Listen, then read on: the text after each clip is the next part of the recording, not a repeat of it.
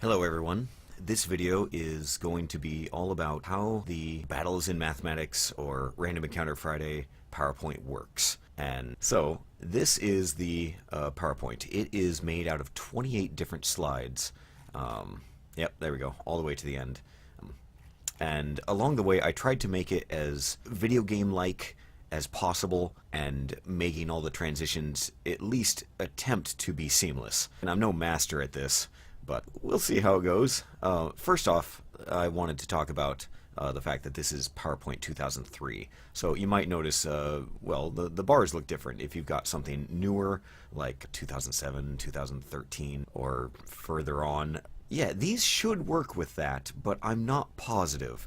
I haven't tested them out on the newer PowerPoints, and I'm going to save that for another video. But for just the basics right now, I made these in PowerPoint 2003, and 2003 handles GIF files pretty easily, and timings are pretty easy to set, so hopefully this translates decently. Anyway, so this is the title screen, and like I showed before, the title screen is just a simple GIF in the background. And yeah, these are text boxes, just normal text boxes, and this particular text box I set to blink. So let me go to the custom animations here, and there it is. Insert coin, and it blinks. That's the modification or the effect that I put on it, and it blinks fast. And the background I also set to fade in, so if we start up the PowerPoint, it should start black, and then that will slowly fade in. Well, not that slowly. It just kind of made a neat sort of start. At least I thought so. But you can completely modify these as you wish. Instead of player 1, you could put students. Instead of player 2, you could put it's the teacher. Instead of insert coin, you could put whatever the heck you want. Free play. Or you could just erase the whole thing. Here, we could just make that go away. We don't even need it. You can do whatever you like with any of these screens. They are fully modifiable. By the way, Control Z is your best friend when you make modifications, because that will undo what you last did. So, undo, undo, undo. Once you click on this screen, it goes into an automated sort of sequence. I start with the coin sound effect, and then slowly Impartial Robot and Presents will fade in, and then the music for the next 3 slides, the title screen music, will begin. When it moves on to here, the vortex, the background image here, fades in very slowly. That takes about 5 seconds. But while it's fading in, the random appears, the encounter appears, and then the Friday appears. All of these I timed to the music, which took a painstakingly long time, but I really wanted to look cool. I wanted it to look like it was supposed to be that way. Like the music was going with the graphics on the screen, and I thought it looked more video game-esque if it followed with the music.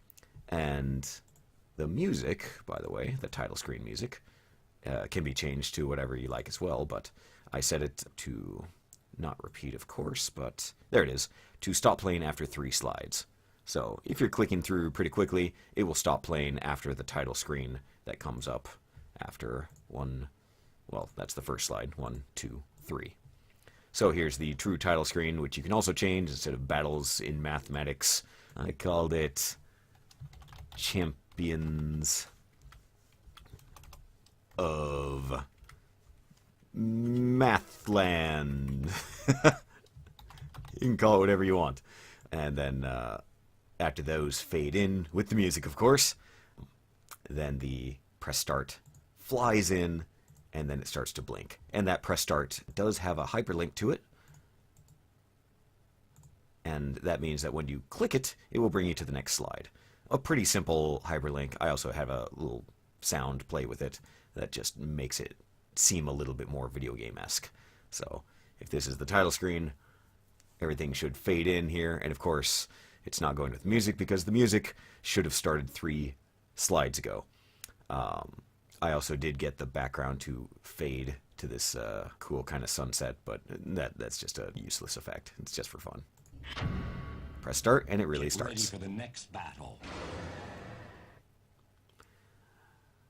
The loading screen, again, is not really loading. It's just a screen. I mean, all the video games have loading screens nowadays, so I was trying to make it look like a video game.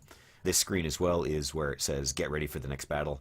It is a MP3 which says the words, and then a short video clip. It shows black here because the video starts out black. Onto the loading screen. You could delete this loading screen if you think it's ridiculous and a waste of time. It really kind of is, but I always like to put a neat little GIF in the background and have the loading word show up and then blink. Good thing to know about GIFs is when you put in any picture, honestly, GIF or even normal picture, you have to send it to the back, because it will start out in the front, and that will block your letters. It'll block your word, whatever you have there. So you always click Order, Send to the Back, and that'll make it on the furthest back layer that PowerPoint has. I'm not sure how many layers PowerPoint can support, but it's quite a few, because as you can see on this main screen, all of these pictures, well, are just pictures. This is just a picture that I put in there, and I sent it to the back. This background is actually a true background. I set it as a background, and you can change the backgrounds. Here, I could make it black if I didn't feel like it, but it doesn't look very good. But you can change the background to whatever you want. Fill effects and picture. Select a picture, and heck, I could go to the cityscape for a big monster. There we go. And okay, now that's the background. Now, of course, if I change it to the background, I'd have to move Godzilla here and make him actually sort of fit in the background. The problem is, of course, this picture of Godzilla is also a little bit forward. It's not so forward that the words aren't appearing, but it's more forward than the background menu blue screen that I put there. So let's move him to the back. Order, send to back. There we go. Now he'll be behind. So I can put him low, I can put him high, do whatever I wish. So undo, undo, undo, undo, undo. Back to the normal. So this is the start screen. This start screen has him with 3 hit points. It means that you have just started, or it could mean that question 1 was a miss. If you miss question 1 and none of the students come up with the answer, then it'll send you back to this screen, assuming that you missed out on that problem. And no, you cannot retry it once you start it. So normally we just start here. Let's pretend that we're just starting the PowerPoint. It just starts here. And then once you click Attack 1, that is also a hyperlink that sends you to the next slide. This PowerPoint slide is question 1. Simply question 1. He has 3 full hit points. Nothing has happened. And as you can see on the side here, this is the animation, I guess, box I brought up. You can bring that up easily just by right-clicking something. There you go.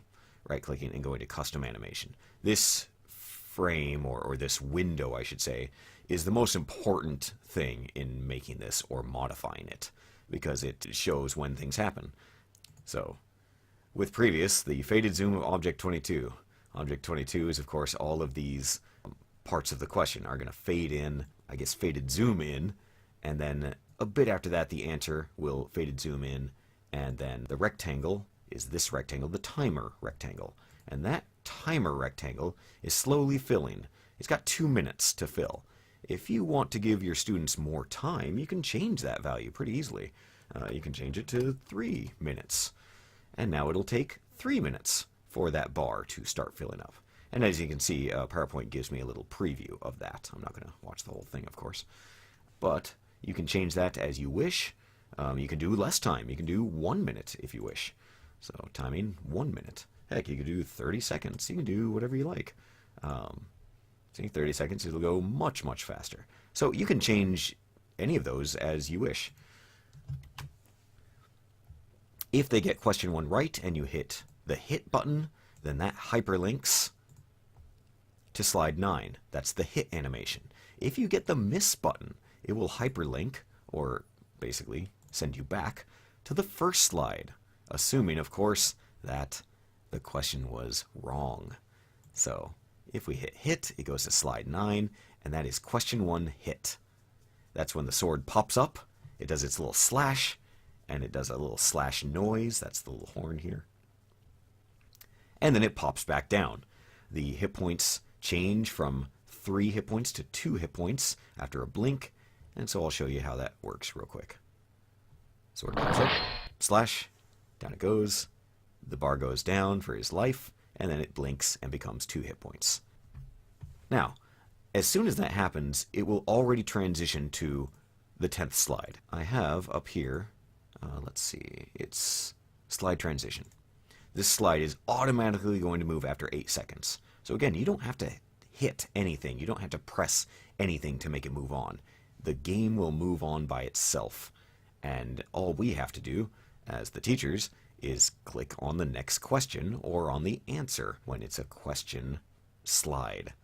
So after the hit, it goes to slide 10, which means it's the start of, well, slide 10. It's the new start screen. Basically, it assumes that question 1 was a plus. That means question 1, yes, they got it. It could also mean that question 2 was missed. If question 2 is missed, it will bring them back to this screen. You can also tell that Godzilla is a little bit darker, and I simply did that by clicking Format Picture. In Format Picture, you can change the brightness. It's pretty easy. I can make him super bright if I want to. Or I can make him super duper dark if I want to. I decided to go with a more subtle thing. Cancel. So, the details aren't lost. So a little bit of darkened graphics here show the students that they are progressing, that they are doing something. The hit points are 2 out of 3, and they've done correctly question 1. But question 2 is yet to be seen, and as you can tell, question 1 is grayed out. So you cannot press question 1, even if you tried to. It won't do anything. But you'll have to hit question 2. Remember, don't hit question 3 before question 2, or it will assume that you missed question 2. You can also click run again, and just for fun it says something like, "No way, a math champion never runs." So the branching paths will begin here. When we hit question 2, it'll take us to one of 2 frames. As you can tell, these two look identical. They have the same question. But one assumes that they missed question 1. The second assumes that question 1 was correct. And so, 2 hit points for this one is all he has left, because 1 hit point was taken away when the student succeeded at question 1. But this one still has him at 3 hit points. His picture is still bright, and question 1 was missed. So, this is our first branching path. The game will take care of it itself. So you don't have to worry about this, but when you're changing questions, you've got to change them both here. So changing questions is as easy as changing anything. You just click into the text box here, and heck, I could change this question to, what is the biggest continent? Well, down here, the correct answer would be Asia. Ugh, I can't spell today. And because the text is much smaller now, I can shrink down this box, so when it fades in, it will look a lot better. Just makes the animation look better. But if I change this question, I've got to change it here as well. I have to change this question twice. So you can do that by either writing it again, or you can just do a copy, and paste. Now the problem is, when it pastes like that, it'll paste back into the standard Calibri or a normal font. So luckily this little button shows up and it gives me the paste options, and I want to keep the source formatting, meaning that I want to keep the exact way that the original copied text looked. And there it is. A little space there. But gotta change the answer as well. Asia. And this, of course, proves that this is not just a PowerPoint that could be used for math. It could be used for any subject, really. Anything that could fit into this little question prompt. But heck, if you want to make in a bigger question, you can actually do that as well. You can make this background image much bigger. Here, I'll do a little stretch here. There we go. And I gotta move up my question, so just move the box up there. Oop, just try to... There we go. I try to make it look, pleasing to the eye. And then I could type in lots of stuff. What's the biggest continent? Those are some of the basics of changing your questions. And again, question 2 has 2 branches. Whether question 1 was answered correctly, or no, question 1 answered incorrectly, because Q1 minus, that means it was incorrect. Or question 1 was answered correctly, that's the plus. This is question 2, hit points are 2 out of 3. And this little code that I wrote myself just helped me keep track of what frame I was supposed to be on. If you get question 2 wrong, it will send you back to this screen. Question 2 minus. You got question 1 right, but question 2 was wrong. If they got question 1 wrong and question 2 wrong, it would send them all the way back to this screen. Anyway, let's assume that they got it right. And this would be, if they missed question 1, but they got question 2, this is the hit screen for that. If they got question 1 right, and question 2 was right as well, this is the hit screen for that. And the reason I had 2 different hit screens is because, again, of those branching paths. I also had to change the hit points and the color of Godzilla. You know, the details. So here's the third start screen. Question 1 is right, question 2 is right. He's down to 1 hit point. He's darker than ever, and then it moves into the next question. Now, here we've got 3 branching paths. So question 3 has 3 versions of it. One where question 1 and question 2 were answered correctly. Here's one where question 1 was answered wrong, and question 2 was answered right, or vice versa. Question 1 answered right, question 2 answered wrong. The idea is that he only has 2 hit points left. And here the students unfortunately have missed question 1 and question 2, and this is the third question. They have not hurt Godzilla at all with their math skills or whatever skills, and he still has full hit points. His picture is still bright and shiny. And this third question I always tried to make a big story problem, so that's why the screen has the text box even higher than usual. So, if the students are doing well, and question 1 and 2 is right, and question 3 they got right, then we have the final hit screen. Question 1, question 2, question 3, all pluses, and this is the hit.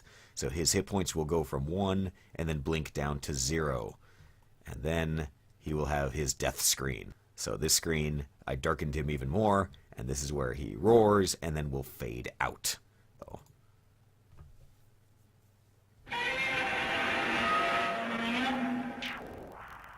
And then the basic fade away.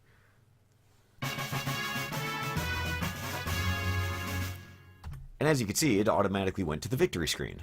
So this was the dead screen, and then after a set amount of time that I already set it into, it transitions to this screen without you having to do anything. This is the win. This is the end. You did it. Victory. And as you can tell over here, there was a lot of stuff I had to make fade away. The good news is, I already did all this laborious and tedious stuff for you. All you had to do is change the text. So if you don't want to say until next time, say, great job, you awesome students.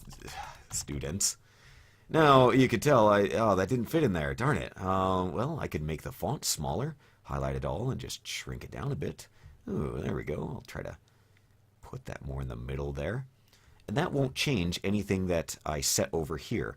It is still going to appear. It's going to fade zoom in.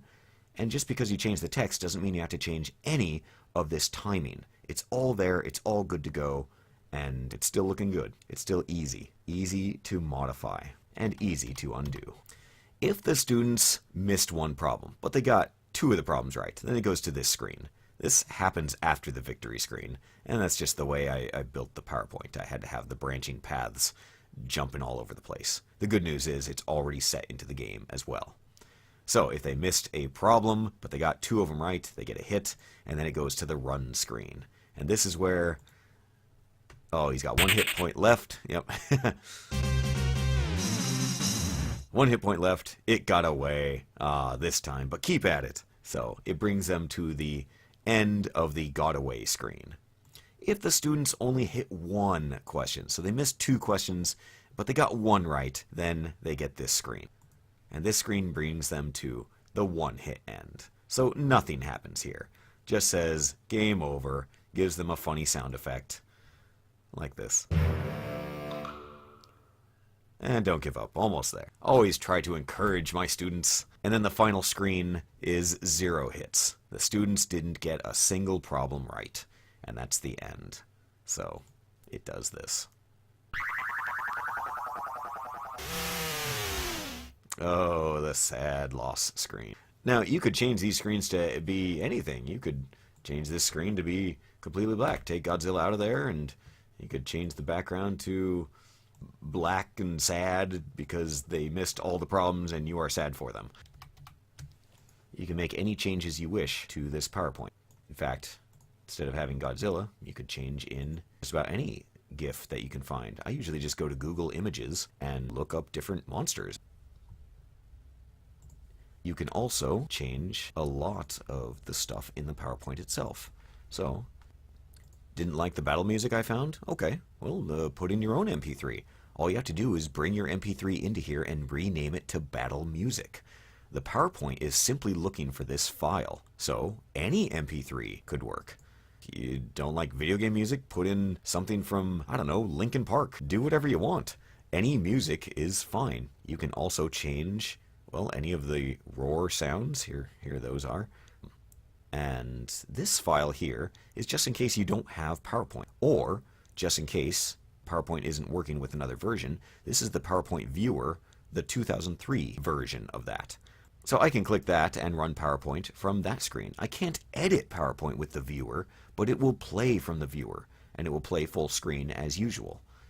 So you can use that just in case you don't have, well, a good working PowerPoint program. To modify, however, you will need PowerPoint. So that's, I guess, one kind of trick of this is that you're going to have some version of PowerPoint, hopefully 2003 or newer. And, oh, I'd recommend using this PowerPoint as like a template. If you want to make your own and you want to make some changes to this, just go here and do a file save as.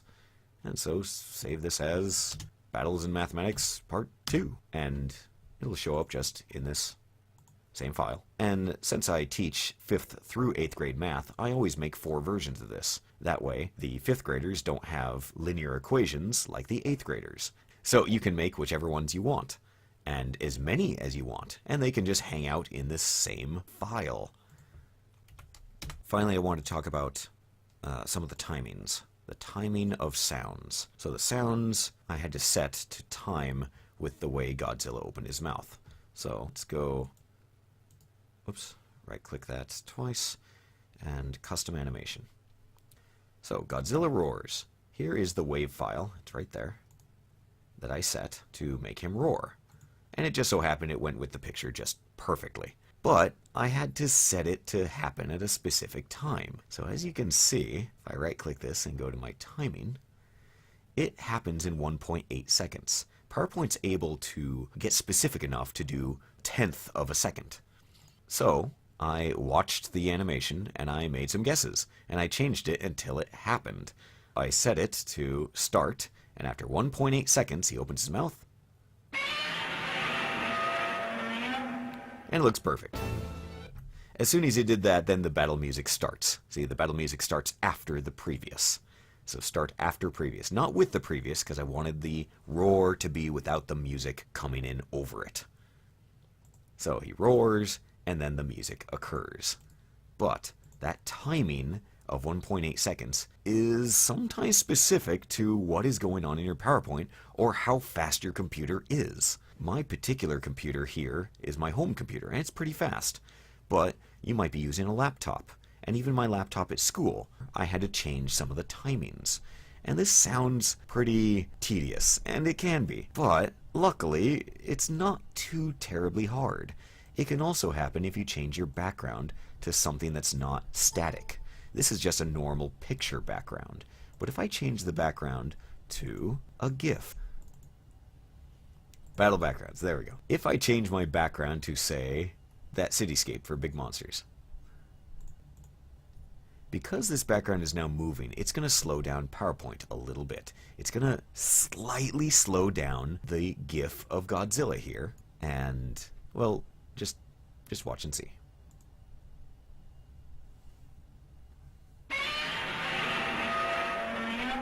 So my timing's off. Well, to change that timing, let's just try 2 seconds. Let's try it a little bit at a time, and I'll try to hit the slideshow again. This, again, it can be tedious, but it doesn't take too long. Let's try this. 2 seconds is a little bit too fast. 2.4 would be a bit better.